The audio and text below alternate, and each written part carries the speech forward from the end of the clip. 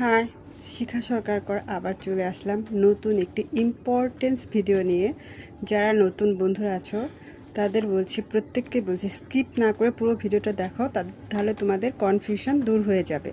তোমরা আমাকে অনেকেই প্রশ্ন করছো যে ভিডিও ফর ইউতে চলা মানে কি ভাইরাল, আর সেইটারই প্রশ্নের উত্তর নিয়ে আসছি এবং সঙ্গে আরও অনেক ইম্পর্টেন্স কথা থাকবে।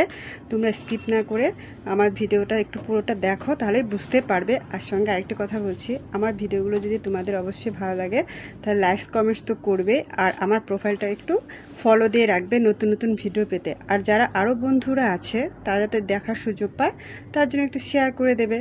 তাহলে আমি মূল বক্তব্যে চলে আসি। অনেকেই ভাবছো যে ভিডিও যখন দেখতে পাচ্ছ যে ফর ইউতে চলছে তার মানে আমার ভিডিও ভাইরাল হয়ে গেছে। ঠিক আছে, এটা কখনোই নয়। কারণ ভিডিও ফর ইউতে কখন যাচ্ছে, যখন ভিডিওগুলো হচ্ছে, যখন বক্সে আসা যেগুলো হচ্ছে আমাদের টাইমলাইনে আসা যে বক্সের মধ্যে ভিডিওগুলো থাকে, সেগুলো যখন তোমরা দেখছো, বেশি বেশি করে দেখছো, তখন কি করছে ফেসবুক তোমার ভিডিওটাও সাজেস্ট করছে নন ফলোয়ার্সদের কাছে। ফলোয়ার্সের থেকে যখন নন ফলোয়ার্সরা বেশি তোমার ভিডিওগুলো দেখবে, তখন সেটা ফর ইউতে মানে ফেসবুক সাজেস্ট করছে। ঠিক আছে, আর সবসময় একটা জিনিস মাথায় রাখতে হবে যে তুমি যে কোয়ালিটির, যে টপিক নিয়ে ভিডিও বানাচ্ছ, সেই কোয়ালিটির যারা ভিডিও বানাচ্ছে তাদের ভিডিওগুলো বেশি বেশি করে দেখার চেষ্টা করবে। তাহলে ফেসবুক কি করবে, আর সেখানে তো প্রচুর ভাইরাল ব্যক্তিও আছে। ঠিক আছে, ভাইরাল যে ভিডিওগুলো আছে সেগুলো বেশি বেশি করে দেখবে, তখন ফেসবুক কি করবে, সেখানেও তোমার ভিডিওগুলোকে সাজেস্ট করবে। সেই ভাইরাল ভিডিওর নিচে তোমার ভিডিওটা যখন সাজেস্ট হচ্ছে, তখন কিন্তু লোকে যখন সেই ভিডিওটা দেখছে, তোমার ভিডিওটা তখন প্লে হয়ে যাচ্ছে স্কিপ না করে। অনেকে স্কিপ করতেও পারে, আবার অনেকে দেখতেও পারে। ঠিক আছে, এভাবেই কিন্তু ভিউটা বাড়ে।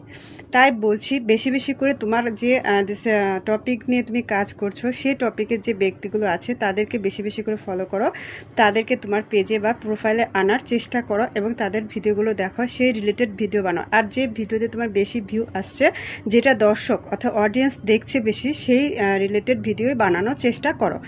আর ফর ইউতে যাওয়া মানে ভাইরাল নয়। ফর ইউতে যখন নন ফলোয়ার্সটা বেশি দেখছে, সাজেস্ট করছে বিভিন্ন লোকের কাছে, বিভিন্ন ধরনের লোকের কাছে রিকমেন্ডেশন করছে তোমার ফেসবুক, তখন তোমার ভিডিওগুলো ফলোয়ার্সটা তো দেখছে, কিন্তু নন ফলোয়ার্স যখন বেশি দেখছে তখন সেটা ফর ইউতে চলছে। ঠিক আছে, এইভাবে কাজ করলে আর ভাইরাল হতে পারো যখন নন ফলোয়ার্সের পরিমাণ, তখন দর্শকরাই কিন্তু তোমার ভিডিওটা ভাইরাল করতে পারে।